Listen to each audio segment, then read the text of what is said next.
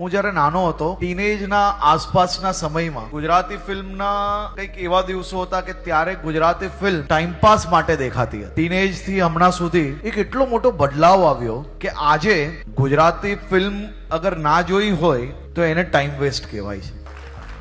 અને આ ભવ્ય સફળતા બદલ મારી આ જનરેશનના સૌ સાથીઓને અભિનંદન આપવા માંગુ છું દિલથી કે તમે કેટલો મોટો બદલાવ લાવ્યો. જ્યારે છેલ્લો દિવસ યાદ આવે ને એટલે નવો ઉત્સાહ આવે, હેલારો યાદ આવે એટલે ઘૂંઘરાનો અવાજ યાદ આવે, વાસ યાદ આવે તો એ શાંતિ યાદ આવે, અને લાલો એ ભગવાન કૃષ્ણની દયા તો બધા પર જ આપણે નિરાલી છે, એ સૌથી મોટું ઉત્તમ ઉદાહરણ છે. અને ગુજરાતી ફિલ્મ એ દેશભરના અલગ અલગ રાજ્યો માટે ખૂબ મોટું ઉદાહરણ છે.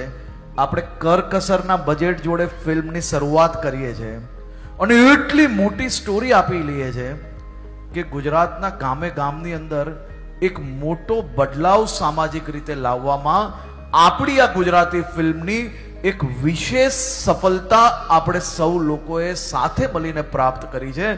હું આપ સૌ લોકોને અભિનંદન આપું છું, દિલથી આભાર માનું છું અને દિલથી સલામ આપું છું. આવનારી જનરેશન બી આપણે ગુજરાતી ફિલ્મ જોડે જોડાય તે બદલ હું આપ સૌને અભિનંદન આપું. Thank you.